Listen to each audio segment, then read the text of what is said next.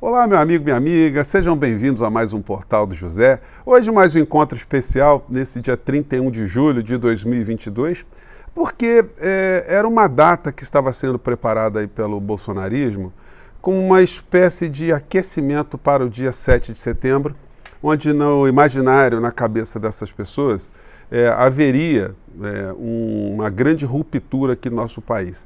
Eles estão requentando essa história desde quando o Bolsonaro tomou posse. Desde que o Bolsonaro tomou posse, essa gente tem colocado alguns temas para o dia a dia que distraem a sociedade e que escondem uma série de interesses que passam por trás.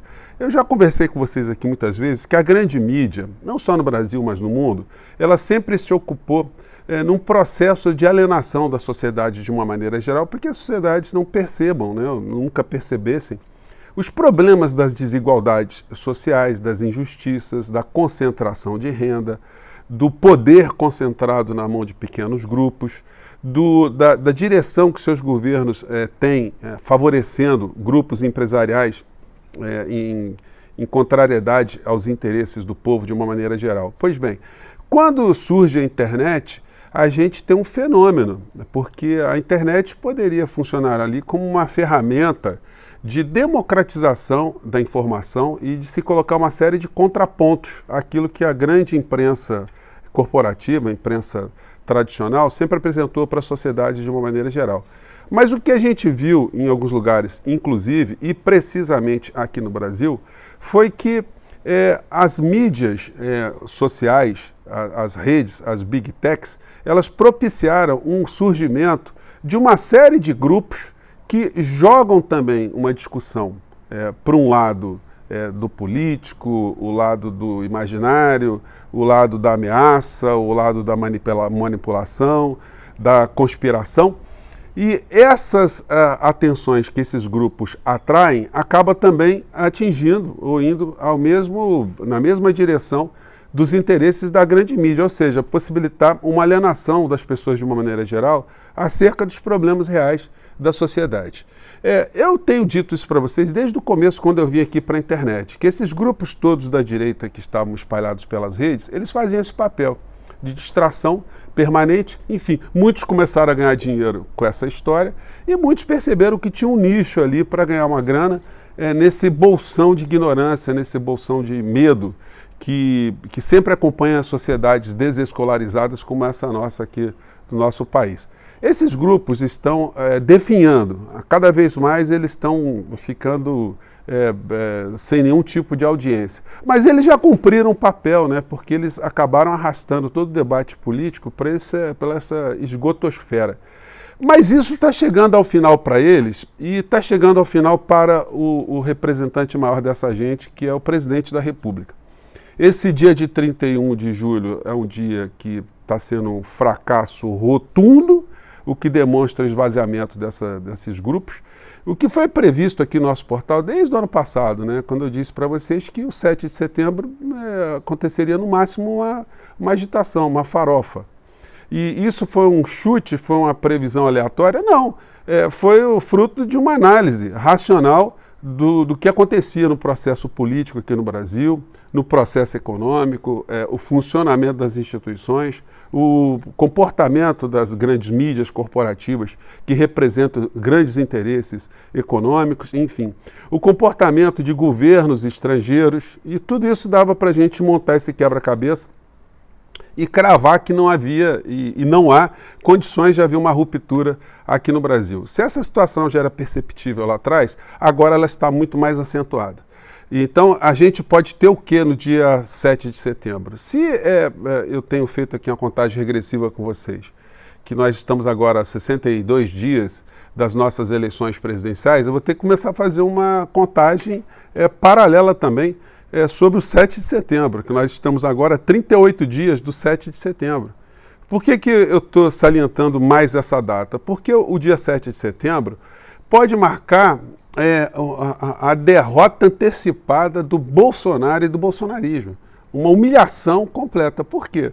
Porque qualquer tipo de ato, qualquer tipo de presepada, quando a pessoa não tem força para concluir aquilo que ela está pensando, acarreta duas coisas. Primeiro, a frustração dos seguidores do presidente da República. E, em segundo lugar, um descontentamento do restante da sociedade diante desse tipo de comportamento. Então, quem estava em dúvida ainda sobre Bolsonaro, se não ia votar em Bolsonaro, enfim, diante de um ato insano desse, acaba se posicionando de um outro modo. Ou vai votar no Lula, ou vai votar no Ciro, no Janones, enfim. Ou a pessoa acaba votando nulo, mas o voto a Bolsonaro essa pessoa não dá, o que vai representar um esvaziamento antecipado em relação ao dia 2 de outubro. Então, muitas pessoas ainda estão nutrindo nas redes, os grupos bolsonaristas, uma esperança que no dia 7 de setembro teríamos aqui no Brasil uma grande ruptura. E eu tenho brincado com vocês que o dia 7 de setembro, para nós, será o dia da gente comer canjica, em homenagem à revolta dos canjicas, lá no conto O Alienista de Machado de Assis, esse visionário, né, que tinha previsto uma sociedade repleta de pessoas insanas. E dentro de uma sociedade repleta de pessoas insanas, os conflitos ali são desenhados ali dentro dessa perspectiva.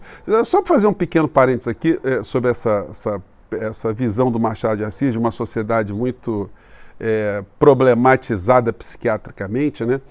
O Machado de Assis escreveu Alienista 19 anos antes do Freud ter escrito o primeiro trabalho dele, que foi o Livro dos Sonhos, né? Eu nunca vi nenhuma comparação sobre essas questões, não, mas o Machado de Assis ele já se ocupava dos assuntos da psiquiatria, da psicanálise, da psicologia, com muito mais antecedência do que a figura do Freud, né? Quando ele eclode. Claro que ele era um especialista dessa área da saúde.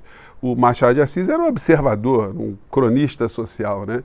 Mas, enfim, só fiz esse pequeno parênteses aqui para mostrar a genialidade do Machado de Assis e como determinadas visões, né, que ele tinha, essas metáforas que ele criava, faziam muito parte do universo de muitas sociedades que viriam se confirmar no futuro. Pois bem, hoje nós estamos essa grande Itaguaí, que era a cidade do conto alienista, onde tínhamos ali uma parcela da sociedade que estava totalmente sequestrada mentalmente e foi internada dentro do manicômio chamado Casa Verde.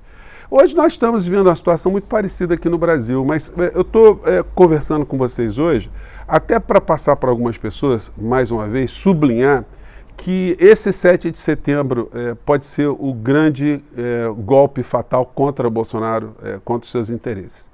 Porque quem não tem condições de entrar numa guerra, entrar numa luta, quem não tem estrutura, quem não tem inteligência, quem não tem uma infantaria, quem não tem munição, quem não tem retaguarda, não deve entrar. E se o Bolsonaro está querendo fazer isso contra o povo brasileiro, pensando que vai dar um golpe, enfim, ele está muito enganado. E isso vai certamente antecipar a sua derrota. Criando, inclusive, um espaço aqui no Brasil, claro que nós temos muito tempo daqui até as eleições, né? Dele, inclusive, nem ir para o segundo turno nas eleições aqui do Brasil, dependendo do cenário, das coisas que vão se dar, né? É difícil fazer previsão, parece ser muito ousada essa perspectiva, mas a corrosão do Bolsonaro está muito grande. Ele não tem mais nenhum tipo de apoio consistente. Mesmo essas igrejas neopentecostais empresariais, que tem prestado apoio ao Bolsonaro, todas elas estão numa posição extremamente tímida em relação ao comportamento do 7 de setembro do ano passado, onde todas elas se engajaram ali para levar multidões para as ruas. Essas igrejas, elas têm esse mesmo interesse no dia de hoje, vendo um governo nauseabundo, um governo definhando, eles tentariam ou querem jogar os seus fiéis por uma aventura final, há poucas semanas antes das eleições, visando uma ruptura, visando um golpe de mesa, enfim, está muito complicado. O Bolsonaro está querendo fazer essa presepada aqui no Brasil no dia 7 de setembro, um desfile na praia de Copacabana. Na semana seguinte teremos aqui uma parada LGBTQ+, e que deve reunir milhões de pessoas e pode decretar ali um fora Bolsonaro muito rotundo também, né?